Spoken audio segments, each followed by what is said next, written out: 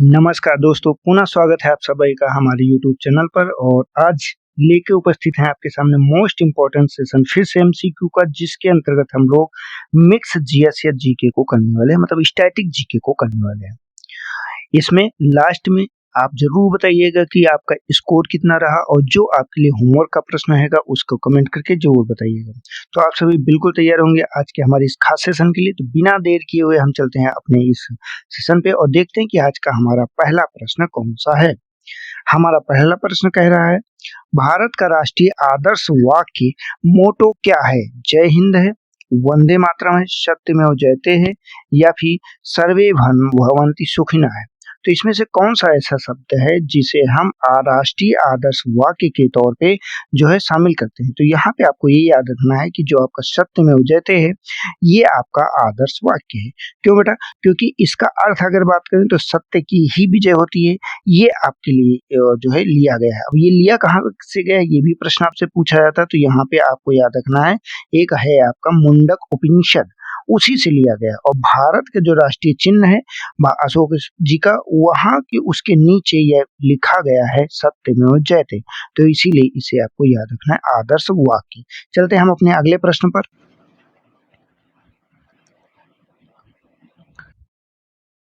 भारत का राष्ट्रीय पशु कौन सा है? सबसे साधारण सा क्वेश्चन है, बहुत आसान प्रश्न है, ये तो सबको याद ही होगा।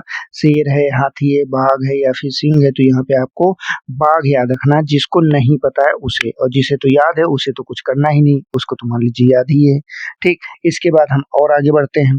अच्छा, यहाँ पे एक चीज और है, इसे किस रूप में जाना जाता है? तो पहली चीज तो इसे शक्ति के रूप में अपनाया गया था, क्योंकि इसके बाद शक्ति बहुत होती। इसके बाद और क्या चीज थी?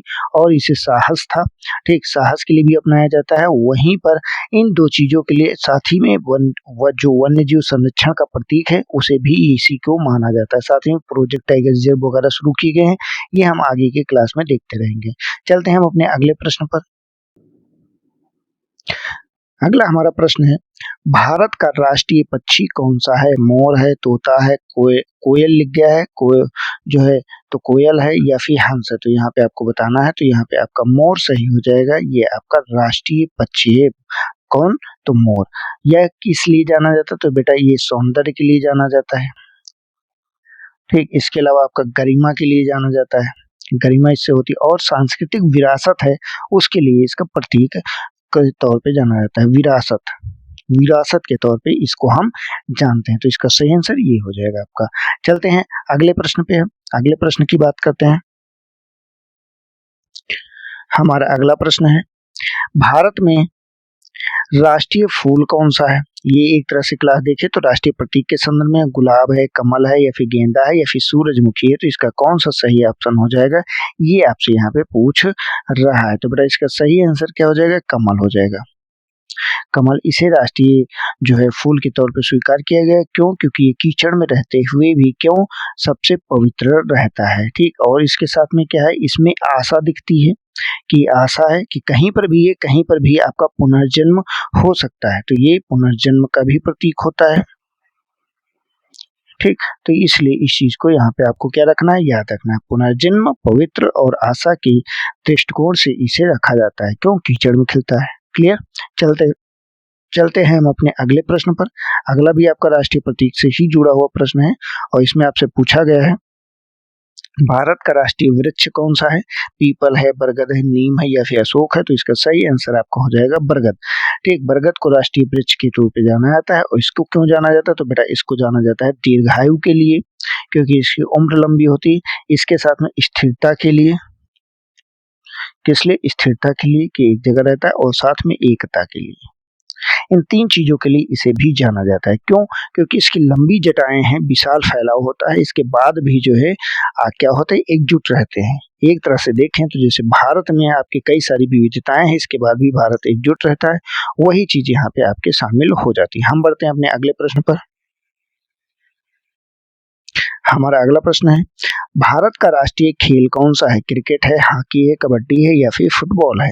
तो यहाँ पे आपको याद क्या रखना है, यहाँ पे आपको हॉकी याद रखना है। और यही लगभग सामान्यतः सब लोग बताते भी हैं कि राष्ट्रीय खेल कौन सा है, हॉकी है। लेकिन यहाँ पे बेटा एक चीज याद रखिएगा कि जो आपका आधिकारिक, अगर अधिसूचना की बात करते हैं तो सरकार के द्वारा आधिकारिक कोई भी नहीं है। पहली चीज तो ये है, आधिकारिक नहीं है, ये पहला एक पॉइंट हो गया। ठीक, इसको जोड़ने नोट करिएगा कि सरकार के द्वारा इसे कोई भी नहीं रखा गया, लेकिन क्या है, ये भारत का जो है कहीं ना कहीं परंपरागत है और सबसे ज्यादा इसे ही मान्यता मिली हुई है और कई परीक्षाओं में इसे स्वीकार भी किया गया है, हालांकि को ही सही माना गया है। लेकिन अगर आधिकारिक तौर पे जाएंगे तो उसकी कोई अधिसूचना हमें नहीं मिली है अभी तक का कि राष्ट्रीय खेल को रूप में स्वीकार किया गया हो। तो यहाँ पे हॉकी फिलहाल सही होगा, लेकिन आधिकारिक नहीं है। चलते हैं अगले प्रश्न पर। भारत का राष्ट्रीय ध्वज किसने डिजाइन किया था? ये प्रश्न आपके लिए खास है कि किसने डिजाइन किया। महात्मा गांधी ने, पिंगली वेंकैया ने, जवाहरलाल नेहरू ने या डॉक्टर राजेंद्र प्रसाद ने? सामान्यता प्रश्न है लेकिन ये आपके इम्पोर्टेंट है, तो यहाँ पे आपको याद रखना है पिंगली वेंकैया जी, इन्होंने ही इसे स्वीकार मतलब इसे बनाया हुआ है, इसका डिजाइन तैयार किया है। और साथ में इसमें बात करते हैं तो केसरिया हो गया, केसरिया हो गया, इसके अलावा आपका सफेद है, सफेद हो जाता है, सफेद के साथ में हरे रंग, हरे रंग। ये तो कलर की पट्टियां होती है, इसके बीच में अशोक चक्र होता है जिसमें तीलियां रहती है जो 24 घंटे आपका प्रतीक के तौर पे चलता रहता है, ये आपको याद रखना। चलते हैं अगले प्रश्न पर हम। अगला प्रश्न है, भारत का राष्ट्रीय गीत कौन सा है? जन गण मन है, वंदे मातरम है, सरफरोशी की तमन्ना है, सारे जहां से अच्छा है? तो इसमें से जो आपका राष्ट्रीय गीत है ये वंदे मातरम है। यहाँ पे एक चीज और आता है कि अभी हाल ही में एक न्यूज आई थी कि वंदे मातरम के जितने सर्ग हैं उतने सर्गों को गाया जाना चाहिए। इसके साथ में एक चीज और है कि अगर ये पूछा जाता है कि इसको लिखा किसने है, तो लिखे जाने के संदर्भ में आपको याद रखना है बंकिम चंद्र चट्टोपाध्याय, बंकिम चंद्र चट्टोपाध्याय, इनका नाम याद रखना है क्योंकि इन्होंने ही इसे लिखा है। क्लियर, हम बढ़ते हैं आगे।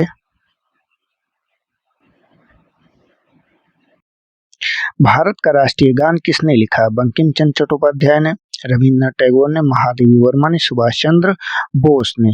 तो इसी को बारे में अभी हमने थोड़ी देर पहले ही आपको बताया है कि किसने लिखा है। तो यहाँ पे नाम आपको याद रखना, रविन्द्रनाथ टैगोर। हाँ, ये बी ऑप्शन आपका सही हो जाएगा, जिन्होंने इसे लिखा है। और कब लिखा गया? ये 1950 के रूप में जब स्वीकार किया गया, लिखा तो पहले ही गया लेकिन 1950 के रूप में क्या किया गया था? स्वीकार किया गया था, स्वीकार कर लिया गया। क्लियर बेटा, चलते हैं आगे। अगला प्रश्न है आपका, भारत का राष्ट्रीय फल कौन सा है? केला है, सेब है, आम है या फिर संतरा है? तो यहाँ पे आपको याद रखिएगा सामान्यतः आम को ही जो है आपका राष्ट्रीय फल के रूप में स्वीकार किया जाता है, इसे फलों का राजा भी कहा जाता है। बढ़ते अगले प्रश्न पर। अगला प्रश्न है, भारत का राष्ट्रीय नदी कौन सी है? यमुना है, गंगा है, ब्रह्मपुत्र, गोदावरी है? तो यहाँ पे आपकी गंगा नदी एकदम सही ऑप्शन हो जाएगा। इसे ही जो है भारत की राष्ट्रीय नदी के तौर पे माना जाता है। क्यों?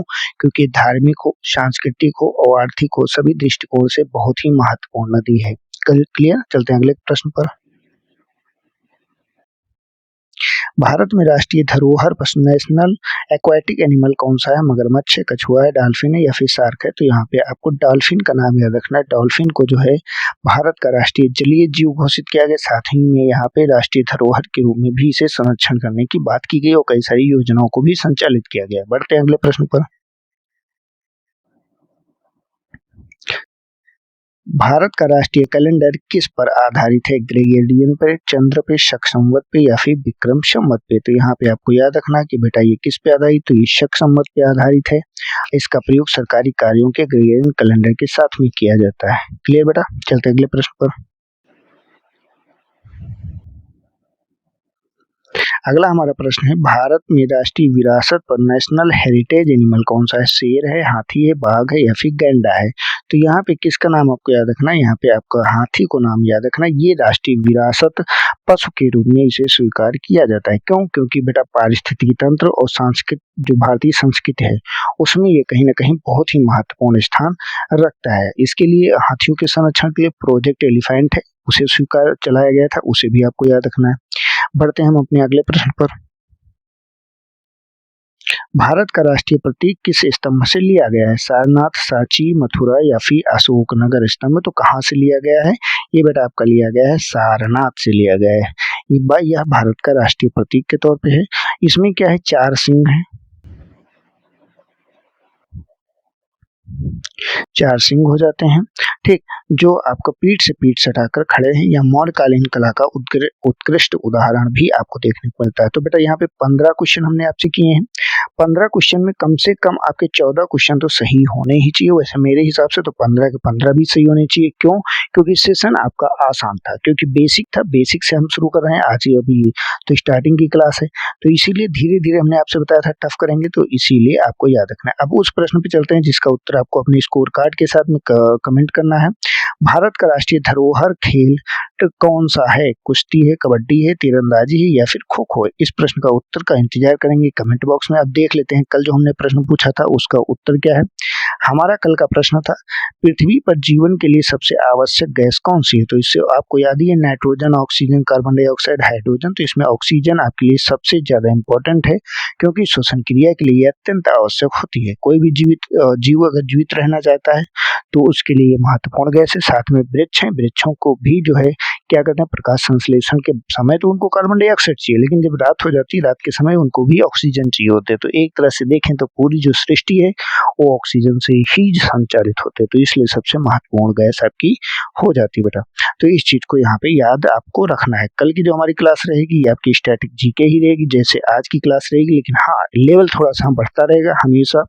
स्टैटिक जीके का भी आज आसान है, कल कठिन रहेगा, क्योंकि पेपर देखिए कभी आसान पूछता कभी कठिन पूछता, तो इसी तरह से हम भी मिक्स घूमते हुए रहेंगे। कल आपकी क्लास स्टैटिक जीके की रहेगी। मिलते हैं हम नेक्स्ट क्लास में, ठीक है। हमारे चैनल को जाने के पहले सब्सक्राइब जरूर कीजिए, वीडियो को लाइक कीजिए और अधिक से अधिक अपने दोस्तों को भी शेयर कीजिए। तब तक के लिए जय हिंद, जय भारत, आपका दिन शुभ हो।